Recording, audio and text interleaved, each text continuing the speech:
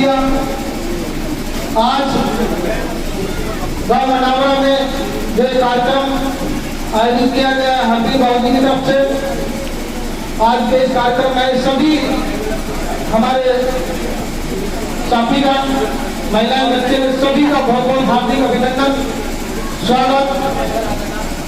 अभी ये कार्यक्रम जो खुद वंदना करते हैं, जो हमारा धर्म का काम होता है, कि किसी भी कार्यक्रम को प्रारंभ करने के लिए हम वंदना करते हैं, तथागत बुद्ध की वंदना की, उसके बाद बोधक कार्यक्रम में आपको धर्म की देशना दी। अब हमारा दूसरा कार्यक्रम जैसा कि आप सभी जानते हैं, जो 23 सितंबर कल का दिन, जो आने वाला 23 सितंबर है, उसके दिन 23 सितंबर को बाबा साहब ने एक अपने जीवन में बहुत बड़ा संकल्प लिया था, और उस संकल्प की वजह से ही बाबा साहब ने जितना भी संघर्ष किया, उसी संकल्प के उपलक्ष्य में जो आज हमने एक विचार गोष्ठी का कार्यक्रम आप सबके बीच में रखा है, जिसमें हमारे बीच में काफी दूर दूर से चलकर काफी विद्वान लोग आए हैं। मैं आपको थोड़ा सा बता दूं, गाजीपुर से हमारे आदरणीय एडवोकेट गंगा सिंह बबलू जी, घनश्याम बोध जी, प्रवेश कुमार जी, जुगनू गौतम जी जो कि पत्रकार हैं, एडवोकेट कमल सिंह जी, मोदीनगर से चलकर आए हमारे पूरी टीम के साथी आदरणीय जयसिंह कैन जी, हर्षरूप जी, नेपाल सिंह जी, और एक बहुत ही चर्चित चेहरा, आपने किसी नाम के मोहताज नहीं है, श्रद्धा भीम से भी राष्ट्रीय रावण जी आपके बीच में है, जो आपको बीच में अपने विचार रखेंगी। हो सकता है किसी लोगों ने इनको सुना हो और किसी ने ना भी सुना हो सकता है किसी ने यूट्यूब पर सुना, लेकिन कोई आदमी ऐसा नहीं होगा जिन्होंने राष्ट्रीय रावण जी को नहीं सुना होगा, तो वो भी आपके बीच में अपनी बात रखेंगी। मनीराम जी, और दिल्ली से हमारे बीच में जो सुप्रीम कोर्ट के एडवोकेट हैं आदरणीय राधेश्याम जी, वो भी हमारे बीच में आए हैं। विजय राज जी, वीरपाल जी, गाजियाबाद खैराती नगर से शीशपाल जी, उदयवीर जी, राजवीर जी, मोहन सिंह जी, जगत सिंह जी, ब्रह्मपाल जी, मनोज भारती जी, नानक जी, सुनील जी, मुकेश जी, ब्रजपाल जी, काफी लोग दूर दूर से चलकर आपके बीच में आए हैं। और एडवोकेट मुकेश जी, एडवोकेट योग सिंह जी भी आप सबके बीच में हैं, जो अपनी बात रखेंगे। तो कार्यक्रम को अब देरी न करते, क्योंकि समय काफी हो चुका है और हमारे बीच में वक्ता काफी लोग हैं, तो मैं कार्यक्रम को आगे बढ़ाते हुए निवेदन करूंगा हमारे आदरणीय एडवोकेट अमर सिंह जी से कि वो आए और आपका मार्गदर्शन करें। आदरणीय एडवोकेट अमर सिंह जी। सबसे पहले मानव मानव एक समान का नारा देने वाले गौतम बुद्ध जी को मेरा नमन। भारतीय संविधान के रचयिता,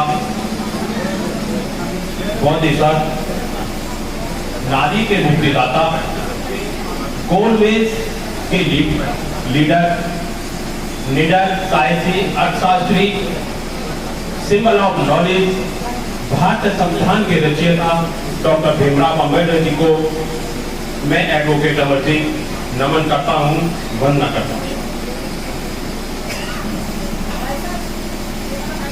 गांव के अंदर मैं बहुत सारे गांवों में गया हूं, पहली बार गांव के अंदर इतने सारे लोगों को देख रहा हूं, ये बहुत खुशी हो रही है। और जो महिला शक्ति है वो भी आज यहाँ जो बैठे हैं, मैं उनको सबको तहे दिल से शुक्रिया अदा करता हूँ कि आप लोग इस प्रोग्राम में शामिल हुए हैं। आज का जो ये बहुजन जागरूकता मिशन का जो इनका प्रोग्राम है कि संकल्प दिवस के बारे में इन्होंने यहाँ पर प्रोग्राम रखा है।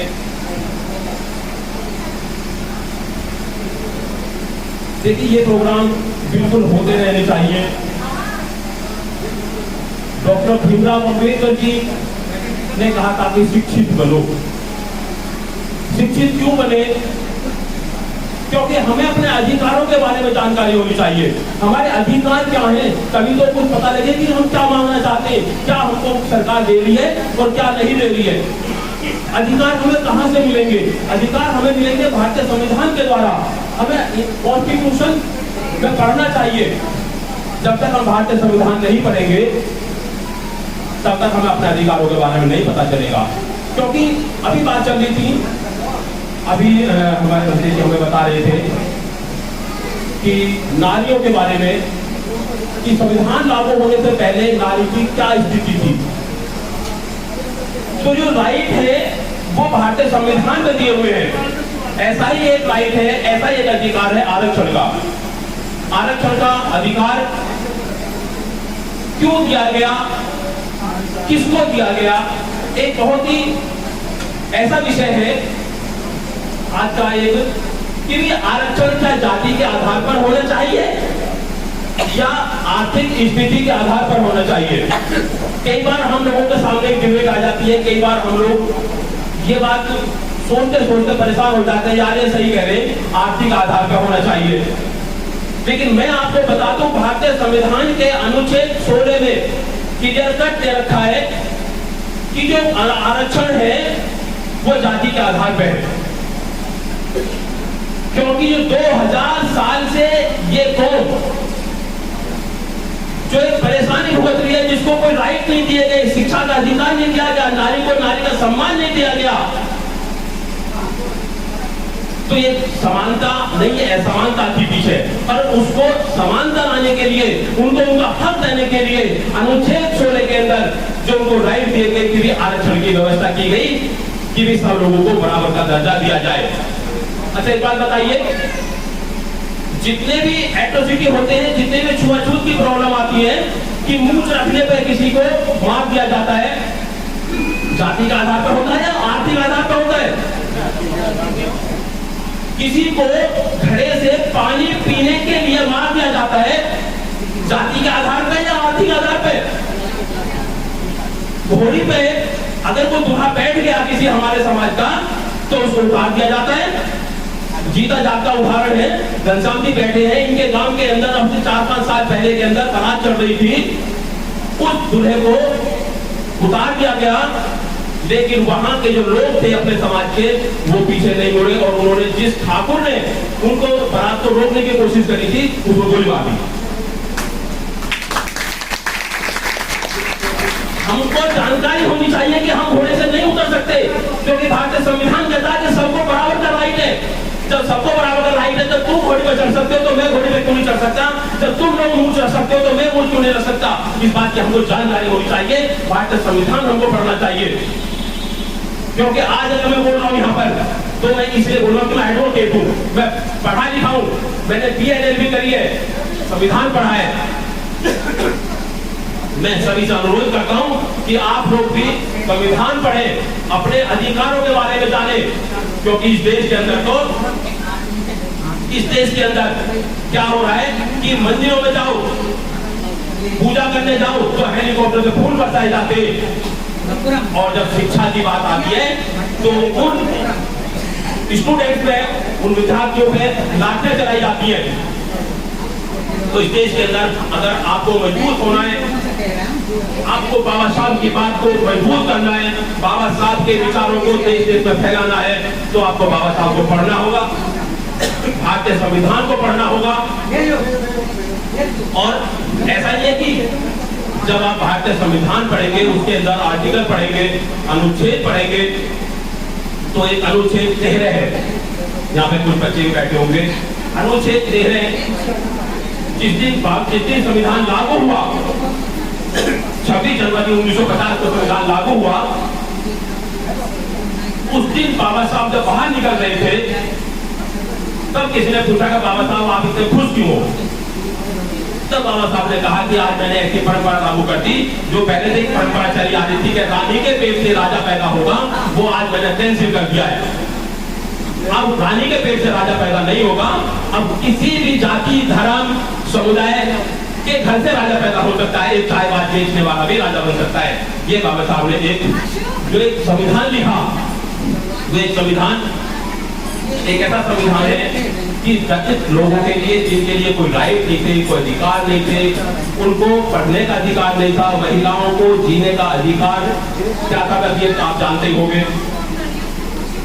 तो मैं तो ये कहना चाहूंगा कि जितने भी लोग यहाँ बैठे हैं, अपने बच्चों को एक उच्च शिक्षा दें, एक उनको ऐसी तालीम दें जो अब तक हम मजदूरी करते आए थे, हमारे बाप दादा, या हम मजदूर कर रहे हैं, या हम एक निम्न श्रेणी की नौकरी कर रहे हैं। हमारे बच्चे निम्न श्रेणी की नौकरी ना करें, हमारे बच्चे IAS, PCS, जज, कलेक्टर, सुप्रीम कोर्ट के एडवोकेट, हाई कोर्ट के एडवोकेट और ये बने, तभी तो समाज का सुधार होगा, वरना हम निम्न श्रेणी में ही काउंट होते रहेंगे।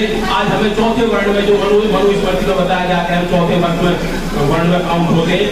तो इन्होंने एक जाति तो बनाई थी, लेकिन हम लोगों ने शिक्षा को इतना महत्व नहीं दिया। अगर शिक्षा को महत्व देते, और देने वालों ने शिक्षा को महत्व दिया भी है। आज त्यागियों का गांव में मैं जब निकल रहा था अपनी गाड़ी लेके, तो त्यागी 8-10 लोग अपने घेर में बैठे हुए थे। मैंने देखा कि यार इससे अच्छा मौका नहीं मिलेगा इनको अपनी आइडेंटिटी बताने का।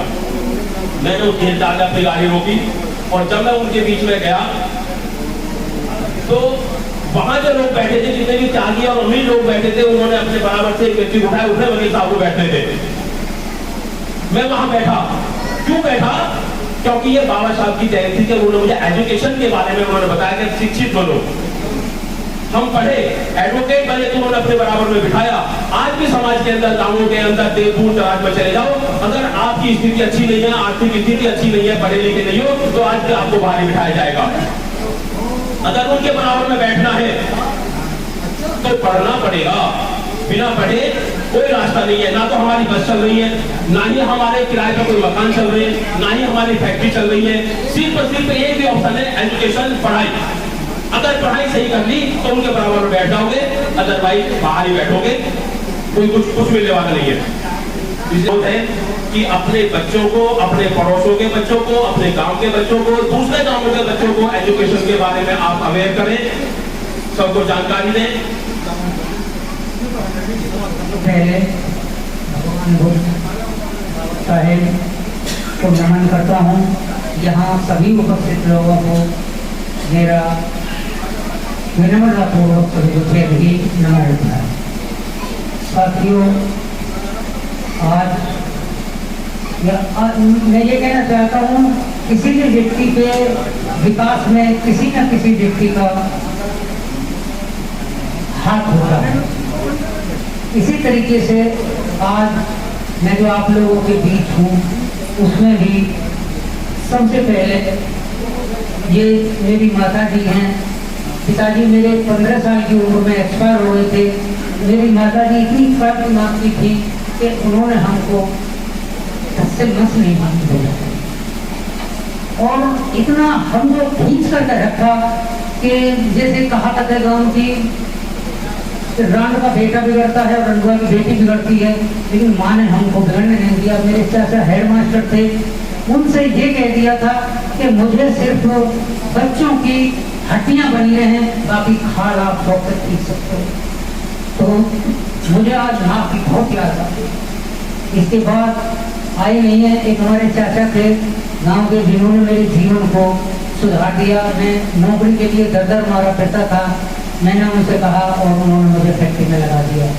उसके बाद साथियों, मेरी शादी हुई, और शादी के बाद मैं फैक्ट्री में नौकरी करता था। तो मेरी मिसेज हैं, उनकी बुआ के लड़के 5 हैं, 5 ही क्लास 1 के अफसर हैं। उनका भी मैं तहे दिली से आभार व्यक्त करता हूँ। उन्होंने मुझे अपने विभाग में नौकरी दी, और उन्हीं की बदौलत आज मैं आपके सामने इस स्थिति में खड़ा हूँ। तो मैं उनका कुछ आप लोगों के सामने सम्मान करना चाहूँगा, और थोड़ा सा ये उनको आभार, मैं हूँ तो किस लायक, उनके सामने तो मैं कुछ भी नहीं हूँ, लेकिन फिर भी मैं आभार व्यक्त करना चाहता हूँ कि आज उनकी बदौलत हूँ मैं जो कुछ भी हूँ। तो मैं भाई को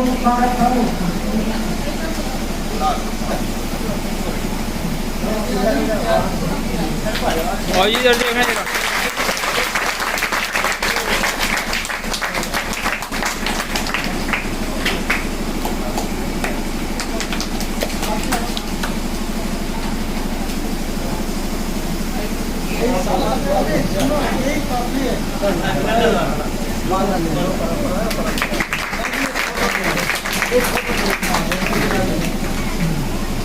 इधर देखो बाबू जी, हाथ तो लगा लो।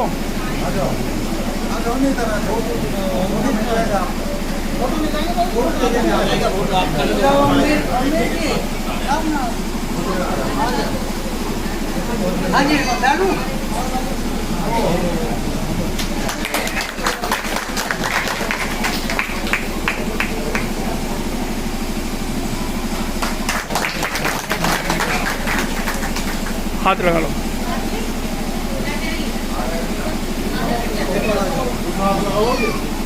दोनों हाथ लगाओ।